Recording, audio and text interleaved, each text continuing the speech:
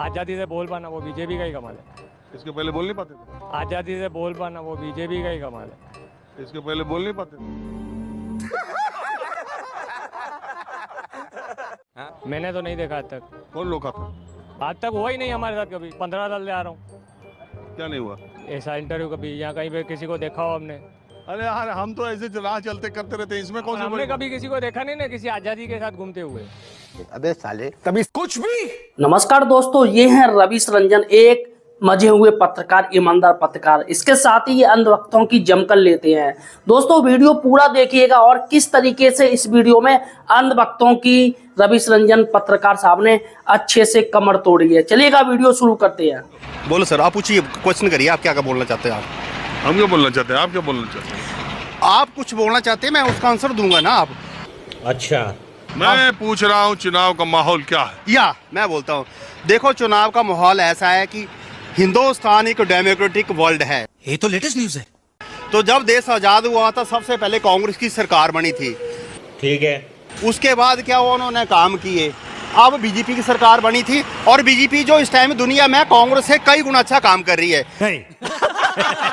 तो मेरी दुनिया से लोगों से यही अपील है कि हमें उसकी ही सपोर्ट करनी चाहिए जो देश को आगे लेके चले। मेरे पापा। रुक जा भाई, रुक जा। धारा 370 का जो काम किया था। अरे हिमाचल का बताएंगे, कश्मीर का? अच्छा क्या था 370?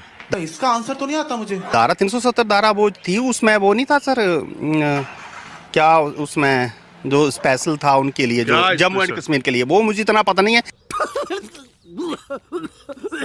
दूसरा काम बीजेपी का सबसे बड़ा काम है कि हिंदुस्तान जो हमारा देश है हिंदुओं का देश है, तो यहाँ सभी धर्मों और समाज के लोग रहते हैं। एक तरफ आप कह रहे हो हिंदुओं का देश है, फिर कह रहे हो सभी धर्मों का।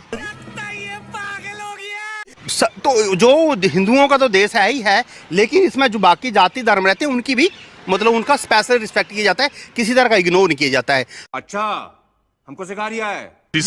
तीसरा सबसे बड़ा हिमाचल में ये जो काम किया जयराम की सरकार है, वो भी बीजेपी की देन है, क्योंकि दिल्ली में मोदी बैठे हैं, हिमाचल में जयराम जी सरकार में। ये तीसरा काम है।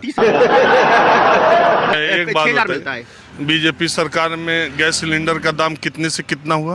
अरे बाप रे, ये तो धोती खोल रहा है। गैस सिलेंडर का दाम जो है राउंड अबाउट 40% बढ़ा है। पेट्रोल का भी राउंड अबाउट 30 से 40 रुपए बढ़ा है। बस हवा निकल गई। महंगाई कितनी बढ़ी? महंगाई को राउंड अबाउट 6 से 7% का दो इंक्रीज हुई है, जबकि जो लोगों की इनकम भी बढ़ी है, लोगों का लिविंग स्टैंडर्ड ही बढ़ा है। लोगों के पास गाड़ियाँ नहीं थी, पैदल कई तरह की थी, तो उसमें जो है बढ़ा भी है। आप कहाँ थे ज्ञानी बाबा? इतना ही नॉलेज है? हाँ यस, यार इतना नॉलेज है कम है। ठीक है सर। और अभी तो रुको, क्लाइमैक्स अभी बाकी। एक बात ये बताइए, करते क्या आप? मैं तो कुछ नहीं, बेरोजगार हूँ मैं। क्या बोले, मैं समझा नहीं। करते क्या आप? मैं तो कुछ नहीं, बेरोजगार हूँ मैं।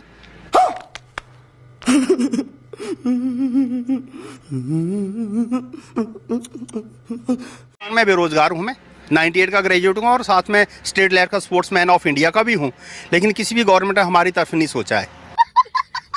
तो करते खर्चा बर्चा? खर्चा कर लेते हैं, काम जो मिल जाता है कुछ। अरे मैं क्या बताऊं, मैं क्या बताऊं। गुजरात के अंदर बीजेपी के अलावा और कोई नहीं आ सकता, और 100 साल तक कोई नहीं आएगा।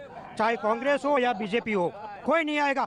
चाहे कांग्रेस हो या बीजेपी हो, कोई नहीं आएगा। आप देख लो, रोड रास्ता 24 घंटे लाइट। कांग्रेस हो या बीजेपी हो, कांग्रेस हो या आम आदमी हो, कभी भी माफ करना, गुस्से में इधर उधर निकल जाता हूँ। 100 साल तक नहीं आएगा। Only for BJP. और नरेंद्र मोदी ने जो विश्व में काम किया, नाम बनाया ना अपना देश का, वो आज तक किसी भी बड़ा प्रधान ने नहीं बनाया। नरेंद्र मोदी है ना, तो इंडिया को वर्ल्ड में नंबर 1 पे ले जाएगा। ऐसा तो सोचने का सवाल ही नहीं उठता। क्या करते हैं आप? मैं तो कुछ नहीं करता हूँ, बेकार हूँ। मैं बेकार हूँ, बिल्कुल बेकार हूँ, कुछ नहीं करता मैं। यार इतना वर्ल्ड की चिंता आपको, आप कुछ नहीं करते? अरे हम करते हैं ना जो काम, वो तो हम करेंगे। और कोई सरकार हमको देने को, कोई भी सरकार आएगी ना, तो किसी को कुछ नहीं देने वाली। सरकार से कुछ मिला है? मेरे को तो कुछ नहीं मिला है, कुछ चाहिए भी नहीं। भगवान ने मुझे सब कुछ दिया है, मैं कमाता हूँ अपने आप से, मुझे कुछ नहीं चाहिए सरकार से। क्या रे भिख मंगिया? काम करने में भी लटक रहे हैं, फिर भी बातें ऐसी करते हैं। नहीं मालूम होता यार आपको? अभी महंगाई कितनी बढ़ गई, कितने लोग की खसी हो गई, खसी नहीं हुई कई लोगों को। हाँ, तो फिर ये तो उसका प्योर ही इंसान है, इसीलिए बोलता है कि 100 साल तक ये रहेगा। ये नरेंद्र मोदी 100 साल तक जिएगा?